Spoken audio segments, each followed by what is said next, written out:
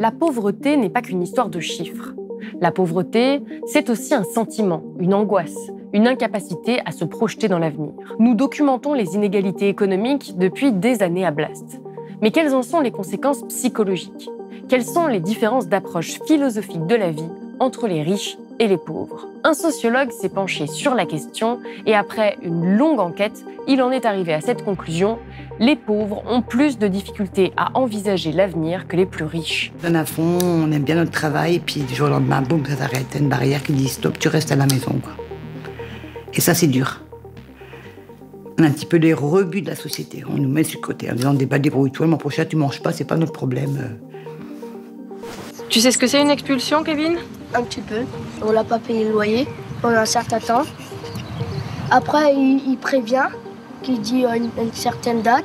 Et si on n'est pas toujours payé, et il nous expulse, c'est-à-dire il nous vire d'où on habitait avant. Et je ne sais pas comment je vais pouvoir faire dans l'avenir pour leur donner un coup de main. Est-ce que je vais pouvoir leur donner un coup de main? J'en sais rien. Je sais pas. Je sais même pas si je vais pouvoir me donner un coup de main à moi-même. En ce moment, c'est vraiment un désastre. Avant, on était plus heureux en France. Toute la socialisation des plus modestes a une influence conséquente sur leur conception du futur, leur rapport à l'école, le sentiment d'insécurité physique ou encore l'expérience des discriminations. Tout cela impacte leur manière de concevoir leur futur. Comment les conditions matérielles des individus déterminent-elles leur rapport au temps? La méritocratie existe-t-elle vraiment? Peut-on dire que les riches confisquent l'avenir des plus modestes? Réponse tout de suite dans cette nouvelle émission pour Blast.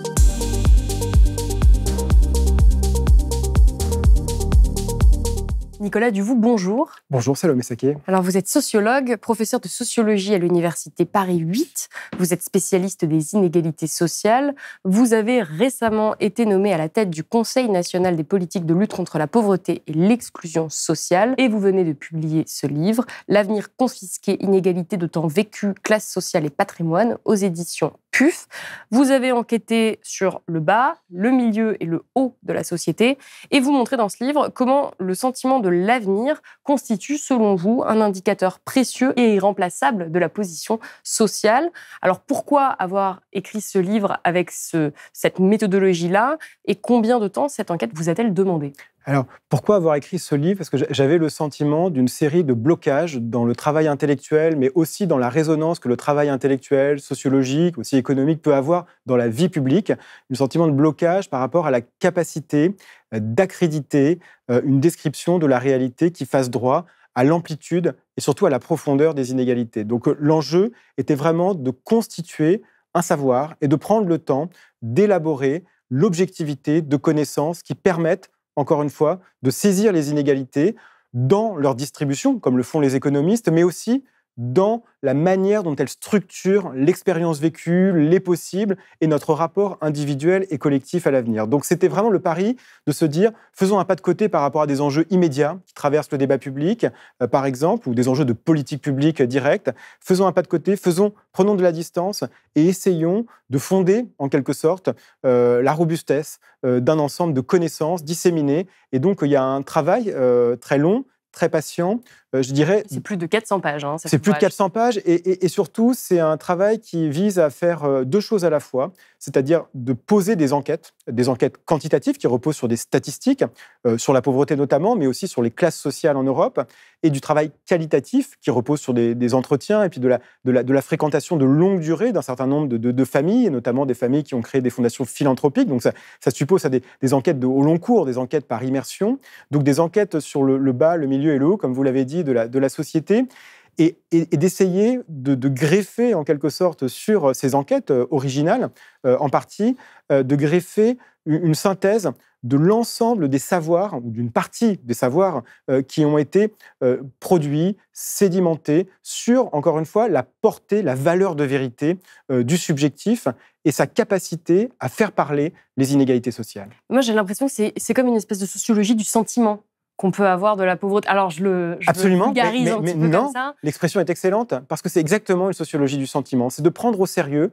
une sociologie du sentiment qui ne soit pas sentimentale, mais qui, au contraire, ou molle, ou impressionniste, ou qui donne une vision, on va dire, apaisée de la société, en disant il n'y a pas de conflit, il y a pas, voilà, on a tous des impressions sur ce qui se passe. C'est l'inverse. C'est de se dire, travaillons, prenons au sérieux le sentiment, les sentiments qui traversent la société pour essayer d'aller au plus loin dans l'information dont on dispose. Essayons de l'analyser pour prendre la pleine mesure, encore une fois, des inégalités. Parce que bien souvent, moi ça c'est une découverte et une surprise, mais aussi dont il faut faire quelque chose. Dans beaucoup de domaines, on dit, voilà, on sait ceci, on sait cela, on a des informations qu'on nous envoie, comme ça en nous disant, voilà, il y a les faits, et puis il y a les impressions que les gens ont sur les faits, et donc ça vaut pas grand-chose. Ça vaut pas grand-chose. Or, en réalité, quand on regarde des travaux extrêmement sérieux, extrêmement robustes, on voit que souvent il y a un prisme déclaratif. Il y a des choses qui viennent du point de vue des gens. Et donc, là, il y a deux options. Soit on se dit, en fait, je vais mettre ça sous le tapis parce que ça affaiblit mon propos quand je vais parler d'inégalité, de discrimination, de classe sociale. Soit on essaie de se dire, au contraire, c'est une information hyper intéressante parce qu'elle est hybride. Elle nous donne une information sur la réalité qui est passée au prisme de ce sentiment, de la perception que les individus peuvent avoir. Et donc, c'était l'idée de se dire, prenons acte de la réalité, de la finesse des informations dont on dispose, sur ces perceptions, sur ce sentiment qu'on a de l'appartenance aux sociétés, et notamment, on y reviendra sans doute, du sentiment de l'avenir, de sa propre projection et capacité de projection dans l'avenir, et essayons de se dire, qu'est-ce que l'on peut faire de ces informations pour penser les inégalités, les discriminations. Un exemple, si je peux prendre le temps de le mentionner, parce qu'il est extrêmement illustratif. Quand on regarde les discriminations dans la société, on a aujourd'hui des enquêtes, heureusement, très, très, très solides, qui sont menées par l'INSEE, donc la statistique publique, puis l'INED, l'Institut national des études démographiques, donc des grands instituts qui produisent des données extrêmement robustes. Donc, on peut comparer d'une vague à l'autre l'évolution des discriminations dans notre société. Alors déjà, c'est bien, parce que vous le savez comme moi, parler de discrimination, c'est compliqué.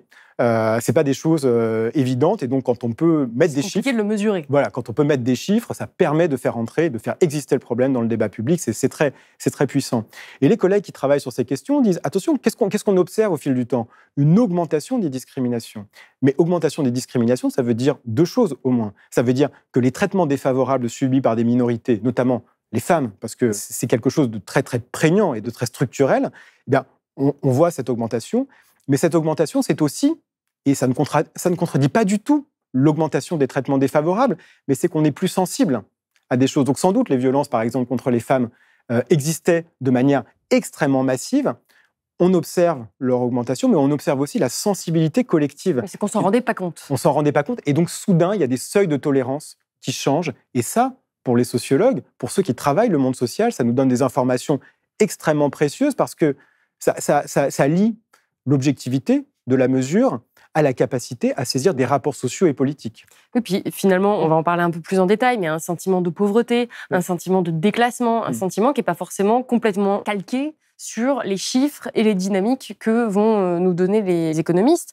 Vous écrivez « L'avenir objectif, subjectivement perçu, est plus déterminant socialement que la somme des propriétés sociales actuelles ». Donc on va venir sur cette notion d'avenir, parce que c'est quand même le titre de votre ouvrage, l'avenir confisqué.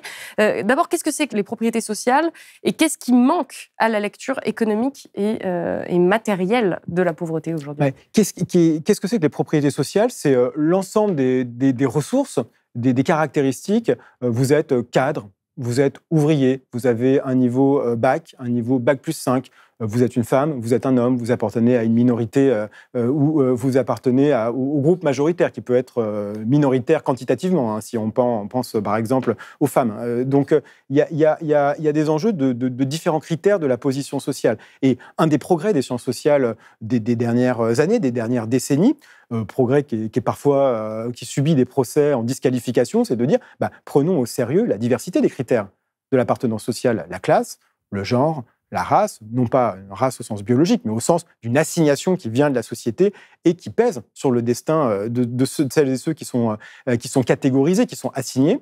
Donc, on prend en compte la diversité de ces critères et l'idée que moi j'essaie de développer dans cet ouvrage, c'est que finalement, il y a une capacité très paradoxale du point de vue subjectif qu'on a sur sa propre trajectoire à nous donner une information très synthétique sur la position sociale et de se dire finalement, le point de vue qu'on a, la manière dont on est en capacité plus ou moins grande à se projeter dans l'avenir, en fait, ça nous donne une information qui va, en quelque sorte, ramasser tout ça. Parce que si vous êtes en capacité de vous projeter très loin dans le temps, ça veut dire que vous avez sécurisé, d'un point de vue économique, votre propre trajectoire, celle de vos enfants, et que vous pouvez vous intéresser à d'autres questions qui sont moins immédiatement de l'ordre de la survie ou de l'organisation de sa vie matérielle. Donc, on a une capacité de projection qui est indexée sur les ressources. Et c'est un point important que vous soulevez sur le lien avec les travaux et la mesure que font les économistes. Parce qu'en fait, il y a vraiment deux lectures du travail que je peux faire. Et la première, c'est de dire, on joue les sentiments contre les chiffres, en disant, voilà, le sentiment, c'est une manière plus fine, plus raffinée d'aller chercher à analyser le monde social versus les chiffres, qui seraient quelque chose de très froid, de très... Ouais, moi, mon point, c'est de dire, on peut mesurer, y compris les sentiments. On peut être en capacité de capter, par une mesure quantifiée, tout aussi objective que d'autres types d'informations, on peut être en capacité d'aller chercher à mesurer, à comprendre, à analyser des informations sur la manière dont les membres de la collectivité, les membres de la société se perçoivent.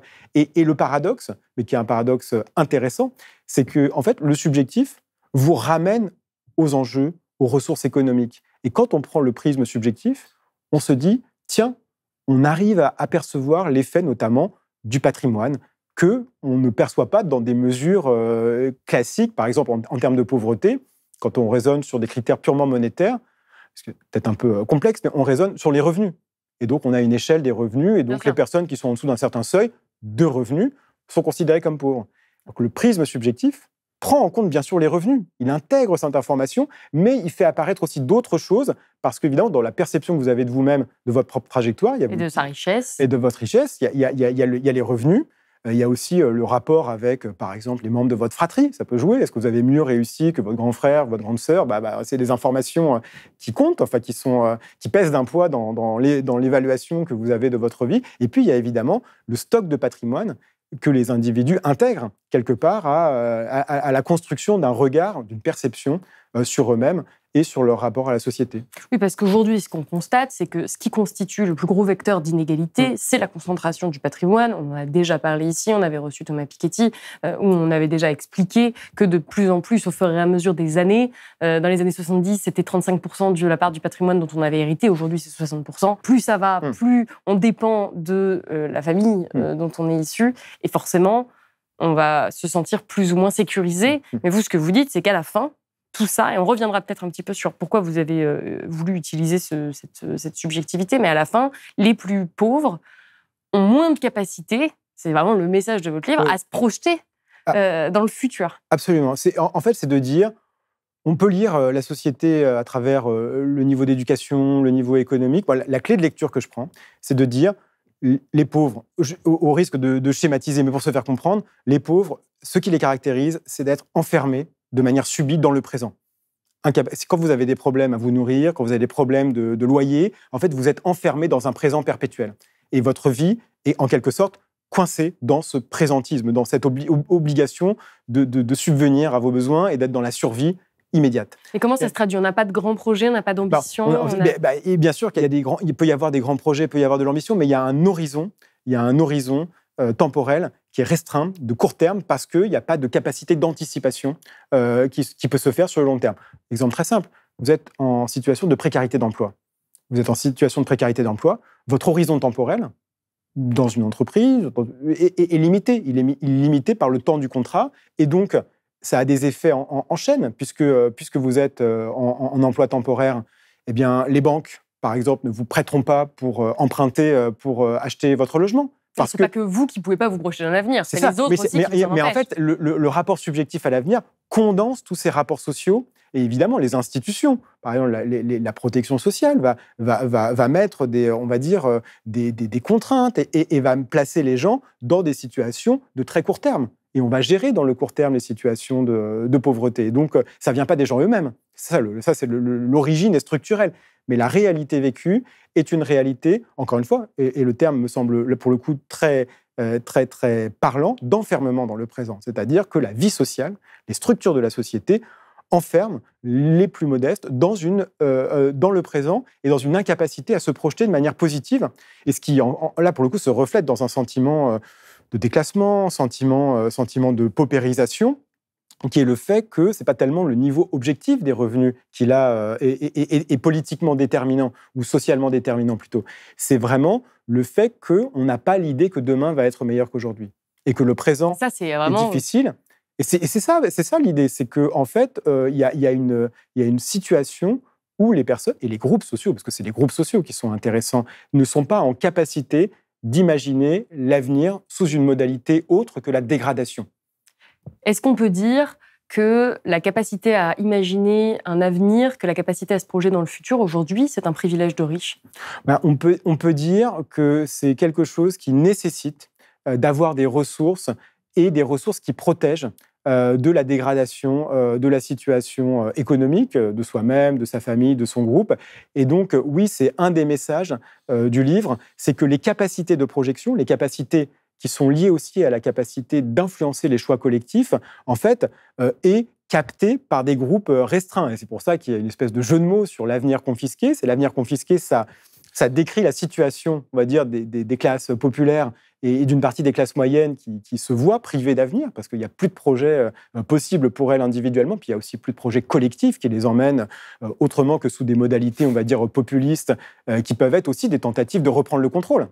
Et qui, je ne les valide pas, bien sûr, c'est des tentatives illusoires, excluantes, qui sont contre-productives, d'abord pour les plus modestes. Et donc là, il n'y a aucune ambiguïté, mais c'est quand même de se dire, le diagnostic qu'on peut faire, c'est une perte de contrôle, une perte de maîtrise sur sa vie, qui appelle des tentations, on va dire. Et à rebours, ce qui caractérise les plus aisés, et là, pour le coup, les travaux de Thomas Piketty que vous avez évoqués ont permis de franchir un saut qualitatif et quantitatif dans l'étude de ces groupes, parce qu'il a posé des statistiques, il a alerté l'opinion sur la concentration du patrimoine d'une manière vraiment exceptionnelle. Moi, je m'appuie, je viens vous le citez à plusieurs prolonger, raffiner, dire que voilà, il y a beaucoup de choses qu'on peut en tirer et on peut le sociologiser. Une partie de l'ambition du livre, c'est de sociologiser le travail de Piketty et de dire oui, ça compte, mais ça compte avec deux modalités. Et je vais essayer de donner deux exemples en haut et en bas qui illustrent pourquoi ça peut prolonger et affiner les choses. C'est qu'en haut, on pourrait avoir tendance à dire bah oui, le 1%, le plus riche, concentre une partie de la richesse.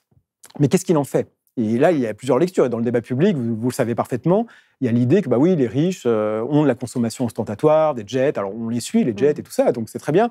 Mais c'est une vision qui est à la fois réelle et en même temps assez appauvrie et peut-être trop optimiste, parce qu'on ne voit pas que l'argent accumulé revient vers la société. Oui, vous parliez tout à l'heure de capacité à influer. Oui, à influer à travers des préférences personnelles qui se traduisent avec le soutien public, avec des déductions fiscales, bien sûr, qui sont en France extrêmement substantielles. D'ailleurs, contrairement à ce qu'on entend parfois, la France n'aime pas les riches, c'est totalement faux. Je veux dire, on a un cadre fiscal, juridique, qui rend possible... voilà. Et d'ailleurs, il n'y a pas à le condamner. Il y a des organisations de solidarité qui font un excellent travail, qui sont innovantes, qui sont portées par des gens sincères.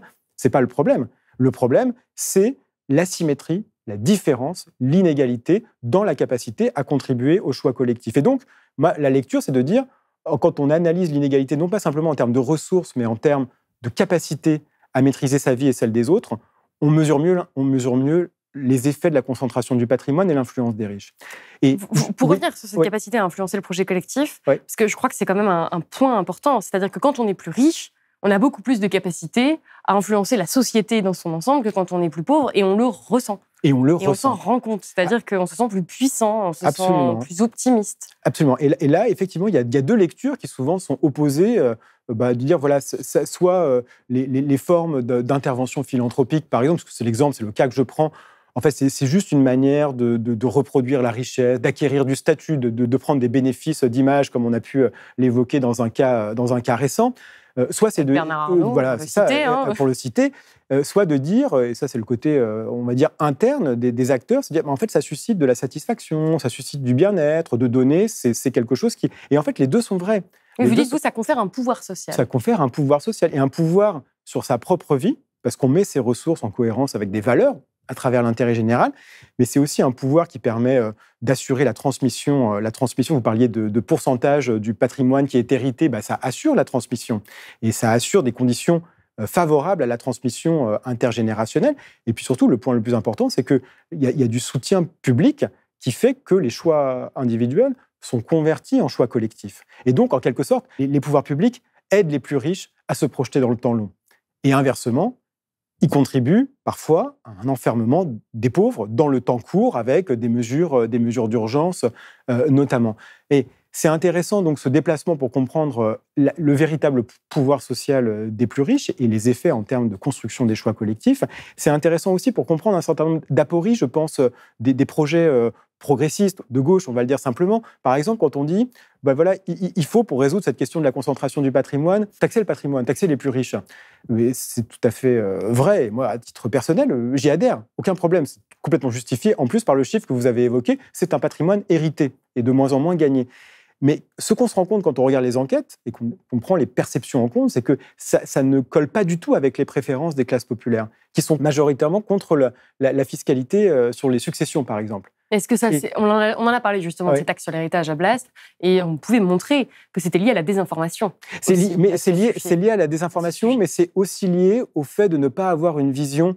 Parce qu'évidemment, désinformation, parce que ces catégories populaires en seraient les premières bénéficiaires. Bien sûr, c'est absolument. Pour ça que je dis ça. C'est ça, et vous avez entièrement raison. Mais il faut essayer de comprendre et d'analyser cette opposition. Et cette opposition, elle est liée au fait que quand on a une vision simplement verticale des inégalités en termes de distribution, on ne voit pas que de tout petits patrimoines en bas de l'échelle sociale, tout petit livret à tout petit projet immobilier ou acheter un parking, voilà, avoir des formes de toute petite sécurisation à travers le patrimoine qui peut paraître très, très, très modeste au regard des très hauts patrimoines, en fait, en dynamique, pour les gens, pour les groupes, c'est très important parce que justement, ça structure un rapport à l'avenir, un rapport qui peut être, là pour le coup, plus conquérant, plus ascendant. Et donc, en fait, il faut faire avec ces perceptions parce que sinon, on se retrouve confronté à des apories, à des difficultés et à des contradictions, non seulement dans la description, mais aussi au moment de l'élaboration de mesures de réponse politique. Et alors, justement, dans la perception qu'on peut avoir de sa place dans la société, dans la perception qu'on peut avoir dans cette capacité à se projeter dans l'avenir, vous expliquez que ce qui a pu changer, c'est la perception des classes sociales, la perception des classes sociales de manière générale et la perception de la classe sociale auquel nous, on appartient, qui s'est fortement individualisée depuis les 30 Glorieuses. Qu'est-ce que vous entendez par là ? Dans les 30 Glorieuses, au risque d'être schématique, l'appartenance à une classe sociale, et notamment chez les ouvriers, qui était un peu la classe, puisqu'elle avait des représentants syndicaux, des partis qui portaient son image et défendaient sa dignité dans le débat public et dans l'arène politique. L'identité de classe, la conscience de classe était évidente. Et il y avait des frontières sociales qui étaient très nettes, qui étaient aussi liées au fait que, par exemple, le système éducatif organisait des barrières de classe beaucoup plus fortes. C'est-à-dire, les enfants d'ouvriers n'allaient pas au lycée, et donc ils avaient des formations très courtes, et puis ils allaient travailler. Et donc, il y avait cette espèce d'objectivité des frontières de classe, et donc qui permettait aussi de structurer des rapports sociaux un peu classe contre classe, si vous voulez, dans le débat. Vous saviez si vous étiez ouvrier, patron, c'était très clair. Et même dans la manière dont les gens s'habillaient, etc. Alors, il ne faut pas caricaturer la France des 30 Glorieuses, mais enfin, quand même, il y avait cette espèce d'homogénéité, de cohérence des groupes sociaux. Et ce qui s'est passé, qui est quelque chose d'extrêmement, à mon avis, important et aux effets très paradoxaux, c'est une individualisation de la perception des inégalités, dans le même temps que ces inégalités, notamment en termes de patrimoine, augmentent. Et donc, on se trouve dans une espèce de situation extrêmement étrange, de hiatus, entre les inégalités objectives et puis leur perception subjective qui est très individualisée. Qu'est-ce que ça veut dire individualiser ? Ça veut dire qu'on adhère à des formes de discours méritocratiques. On pense que c'est ces efforts qui vont compter dans son avancée, son propre destin, sa réussite. Même quand on est pauvre. Même quand on est pauvre. Et donc ça, c'est quelque chose qui est très très fort et qui explique aussi beaucoup de difficultés à recréer un langage qui crée du commun, qui crée de la solidarité, parce que ça a diffusé, ça a essaimé, et ça a des effets, encore une fois, très, très perturbants. Quand on regarde chez les plus modestes, qu'est-ce que ça veut dire ? Parfois, évidemment, quand vous vous dites « je vais réussir par mes propres moyens, je vais y arriver parce que je suis responsable de ce que je fais et de ce que je suis », et que forcément, il y a des barrières, il y a des obstacles. Oui, la reproduction, la sociologie, ça dit des choses qui se traduisent dans le monde réel. Donc pour vous, la méritocratie n'existe pas ? La méritocratie, bien sûr, c'est un discours. C'est une manière de cadrer la responsabilité des individus dans la détermination de leur position sociale. Donc la méritocratie, comme le disait un collègue, c'est une fiction utile. C'est-à-dire c'est une fiction, c'est quelque chose qui n'est pas en lien avec la réalité des positions sociales, mais c'est une fiction sociale dont on ne peut pas vraiment se passer parce qu'elle, finalement, elle permet d'organiser un discours qui dit à chacun qu'il faut faire des efforts pour avancer dans la vie. Le problème, c'est la méritocratie radicale dans laquelle on est entré, dans laquelle, en fait, on reporte sur la responsabilité individuelle des acteurs, des gens, les effets des structures sociales. Vous n'êtes pas responsable du fait d'être confronté au chômage. Vous n'êtes pas responsable du fait de ne pas avoir de possibilité de vous loger. Ce sont des choix collectifs qui se traduisent sur vous. Et donc, on a une lecture méritocratique radicale. Et c'est ça le problème, c'est que ça casse toute possibilité de construire du discours et puis du commun, du collectif. Donc, moi, ce qui me frappait, c'est que la meilleure manière de se défendre, quand vous êtes confronté à ça, vous croyez dans votre responsabilité, puis vous n'y arrivez pas, c'est d'accuser l'autre. C'est d'accuser le voisin et de dire oui, mais lui, c'est vraiment un assisté, et puis moi, je fais ce que je peux. Donc, ça crée tout un ensemble de petites fractures au sein de la société, et une sur laquelle j'ai beaucoup travaillé précédemment, mais que je réinvestis dans cet ouvrage, c'est l'idée que la responsabilisation des plus modestes, elle finit en quelque sorte en guerre de tous contre tous, c'est-à-dire que la dignité, la respectabilité devient une ressource extrêmement rare, puisqu'on est tous accusés de ne pas vouloir travailler, pour le dire très simplement.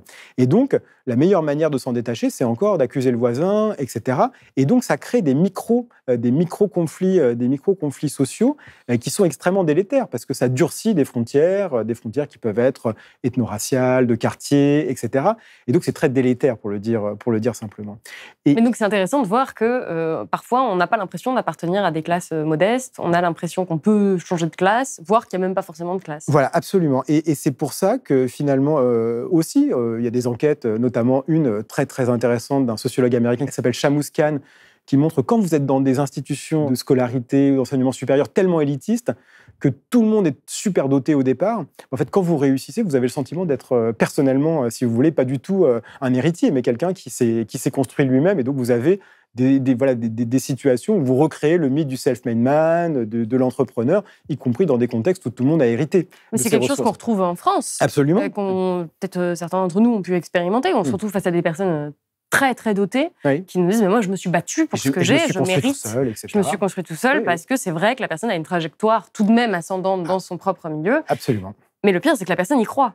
Mais en fait, le sociologue... D'où l'importance de votre travail. La matière première du travail sociologique que je propose, c'est les croyances. C'est les croyances qu'on a sur soi, qu'on a sur les autres. Et donc, c'est d'essayer d'en faire quelque chose pour dire, ça nous parle du monde social. Et c'est doté d'une forme d'objectivité. Et c'est là que le critère du rapport à l'avenir m'a intéressé plus que les autres, finalement. C'est qu'il permet, en fait, d'arriver à capter le poids de l'économie, le poids des ressources, et de voir comment les individus, les groupes, sont plus ou moins en capacité de se saisir de leur propre vie et finalement aussi de la vie de la société. Et donc il y a là, à mon avis, quelque chose d'extrêmement intéressant, parce que la sociologie peut y trouver matière à retrouver ce lien entre l'objectivité du travail scientifique, du travail de mesure, qui est aujourd'hui devenu très largement l'apanage des économistes, et puis la capacité de saisir les expériences. Et ce qu'on voit, c'est que tout ça a des conséquences très politiques, puisque en fonction du sentiment d'injustice qu'on peut avoir, du sentiment de pauvreté, du sentiment d'inégalité, ça peut se traduire dans des mouvements sociaux, ça peut occasionner des mobilisations sociales. Vous parlez à plusieurs reprises du mouvement des Gilets jaunes, et vous expliquez que l'année 2018 marque un tournant particulièrement fort dans l'évolution du sentiment de pauvreté, donc encore une fois, cette perception. Cette hausse s'accompagne d'une sensibilité accrue aux inégalités de revenus, puisque ce type d'inégalité est cité en 2018 par 22% des Français, c'est-à-dire 7 points de plus que par rapport à 2017, comme étant le moins acceptable, un niveau supérieur à celui des inégalités de santé, alors que cela n'avait jamais été le cas jusqu'à présent. Qu'est-ce qui a occasionné cette perception-là ? Est-ce que c'est le mouvement qui a occasionné ça, ou est-ce que cette perception était déjà là et a occasionné le mouvement des Gilets jaunes ? Ça va vraiment dans les deux sens. C'est-à-dire que, et là, pour le coup, il y a une coïncidence, si on peut dire. Alors, il n'y a jamais de hasard total, parce que le travail de sciences sociales, il se fait sur la durée, mais il se fait quand même avec toute la société à l'arrière-plan de la réflexion. Mais en fait, un des travaux qui est à la base de ce livre porte sur le sentiment de pauvreté et a été publié juste à l'automne 2018, quand le mouvement des Gilets jaunes s'est lancé. Et qu'est-ce qu'on disait avec mon collègue Adrien Papuchon, qu'on a pris des statistiques pour le coup, et on dit « qui se sent pauvre en France ?» Et donc, on prend la réponse au premier degré. On se dit, voilà, on va faire semblant d'oublier qu'il y a des économistes, qu'il y a plein de gens qui ont travaillé, des sociologues éminents. On se dit, qui se sent pauvre en France. Et on regarde la constellation et on voit des ouvriers, des employés, des petits indépendants, des agriculteurs, on voit des familles monoparentales, on voit la constellation, quelque chose de très proche de ce qui émerge sur les ronds-points. Et on se dit, c'est très intéressant parce que c'est des groupes qui sont très différents, qui ne sont pas représentés par des syndicats communs, qui n'ont pas de lien entre eux et qui finalement partagent une vision extrêmement dégradée de leur avenir. Et on se dit, il y a là quand même quelque chose qui politiquement fait que une difficulté sociale objective subie va se transformer en colère, va pouvoir éclairer le passage à l'expression, parce que en quelque sorte, c'est la difficulté sociale qui se transforme en désespoir. Vous parliez de l'espoir comme un privilège de riche. Au moins, on a objectivé quantitativement le fait que le désespoir ou l'incapacité à avoir une perspective positive était une caractéristique qui reliait des groupes qui se sont mobilisés.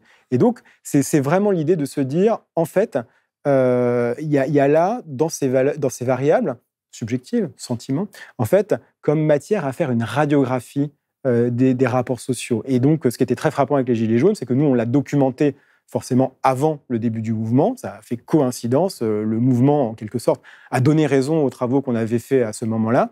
Et évidemment, le mouvement a produit ses propres effets.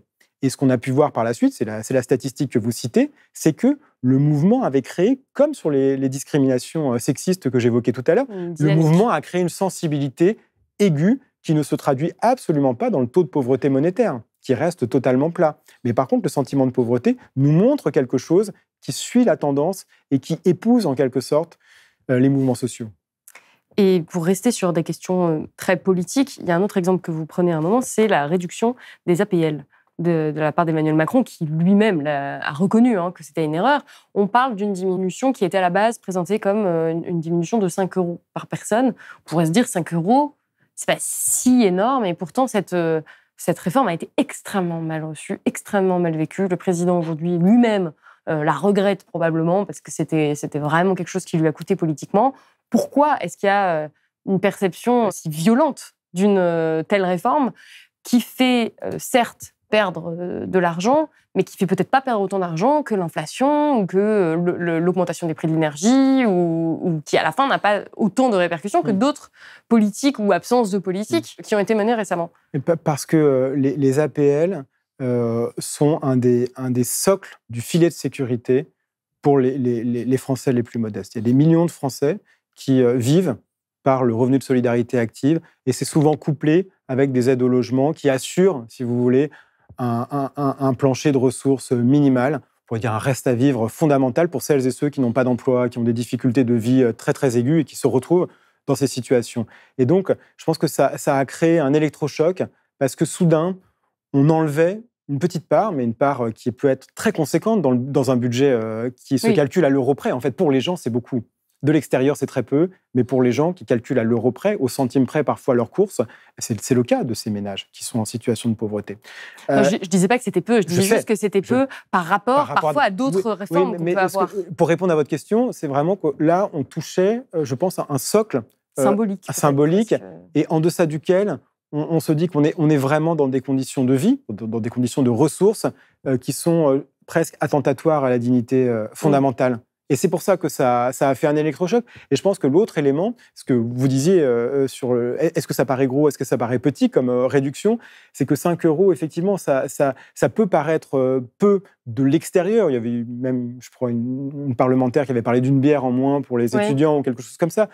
Mais en réalité, ça renvoyait aussi peut-être à une forme de déconnexion avec le niveau de contraintes quotidiennes subies par les ménages qui en sont les allocataires ou les bénéficiaires. Et surtout que c'était 5 € en moyenne, ça n'a pas été 5 € pour tout le monde. Il y a des gens pour qui ça a été 60 €. Enfin, oui, et là, il y avait une manière de dire on peut toucher à ce socle un peu fondamental, mais qui est très, très insuffisant pour survivre.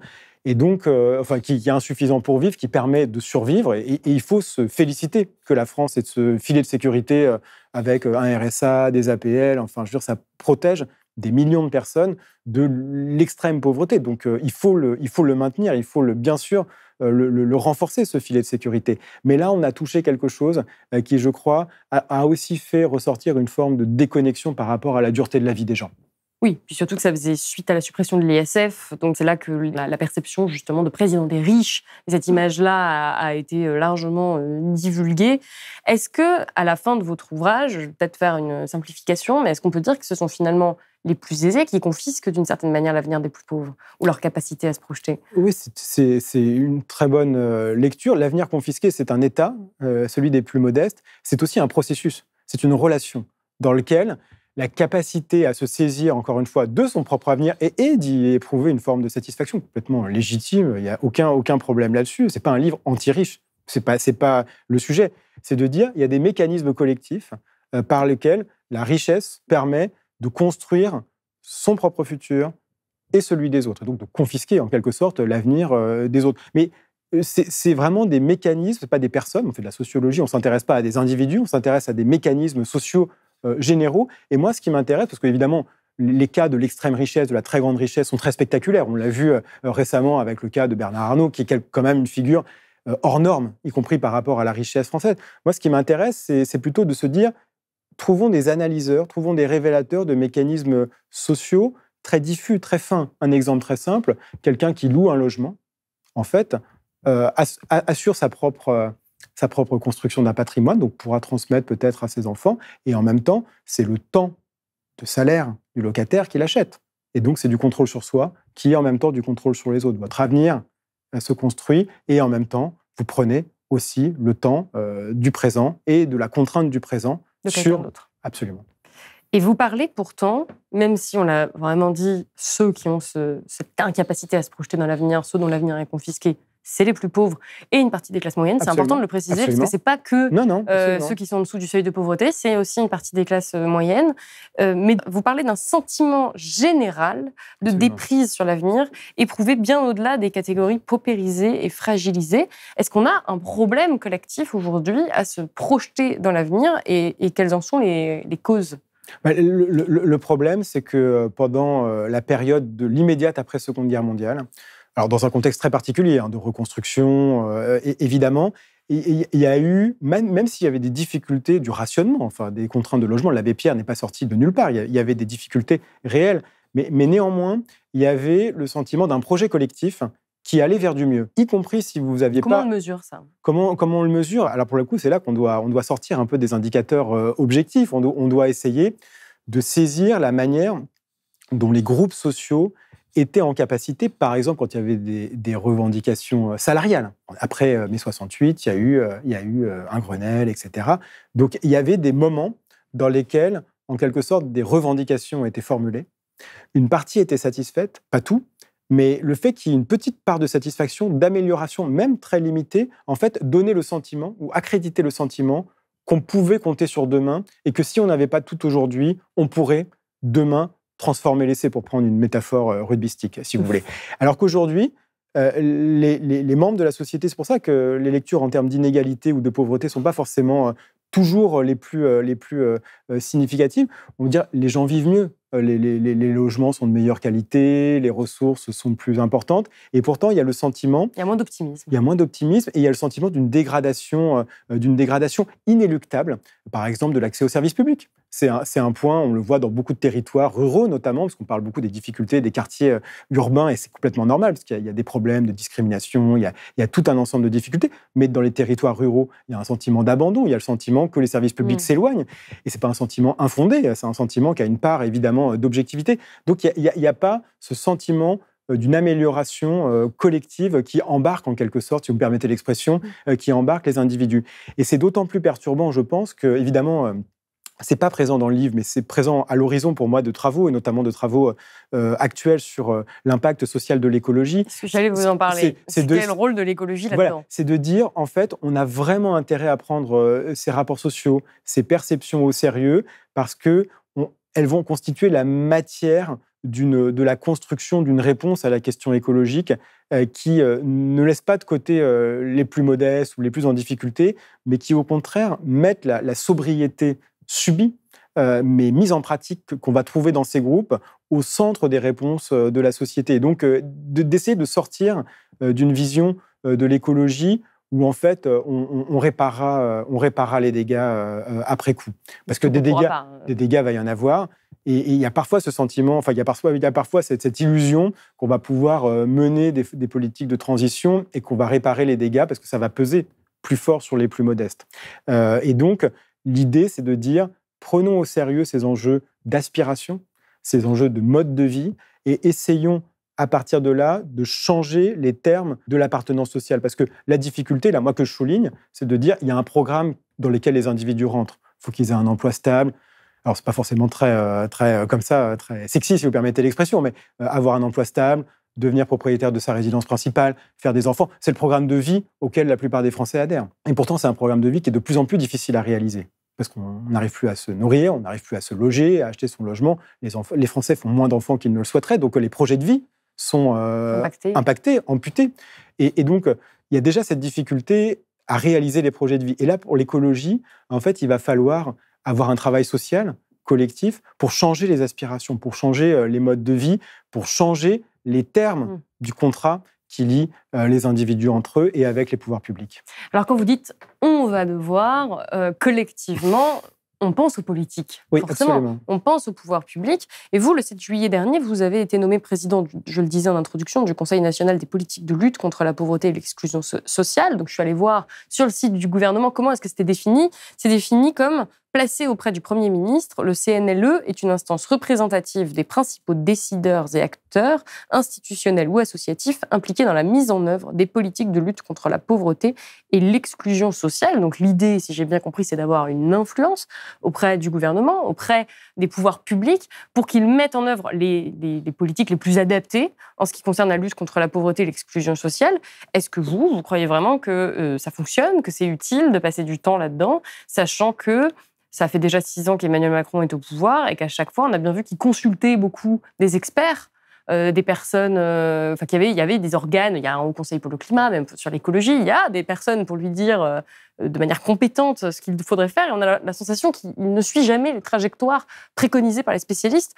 Alors ma question, c'est pourquoi vous lancez dans cette aventure ? D'abord parce que moi je suis attaché aux instances et dans la loi de lutte contre l'exclusion de 1998, il y a eu cette idée de créer un conseil national qui réunit les administrations, les associations qui sont évidemment sur le terrain de la pauvreté et de l'exclusion omniprésente, aussi des chercheurs et puis des personnes, aujourd'hui c'est très fort, en situation de pauvreté elles-mêmes. Donc c'est vraiment un espace de dialogue, c'est un espace de concertation, c'est un espace d'élaboration collective et moi je trouve sain de faire ce travail de partage, d'analyse et d'essayer d'élaborer en quelque sorte des éléments de réponse qui puissent tracer un chemin, évidemment. Pour l'exécutif. Pour l'exécutif. L'idée n'est pas une influence directe sur les choix, parce que voilà, je suis dans l'idée que c'est un rôle qui est compatible avec ce que je suis, c'est-à-dire un sociologue, un chercheur, un universitaire, parce que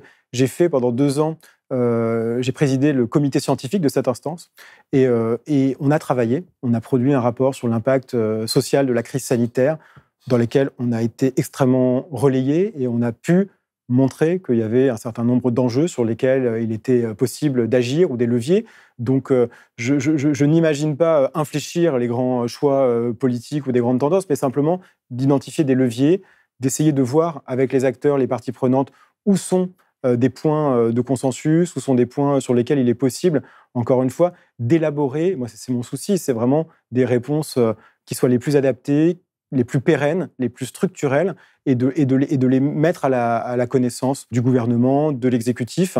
Les relations que j'ai eues dans les premières années en tant que président du comité scientifique ont été d'un très grand respect du travail intellectuel qui a toujours été fait avec des collègues, des universitaires, avec vraiment un souci de l'objectivité, et puis d'aller faire ce travail aussi.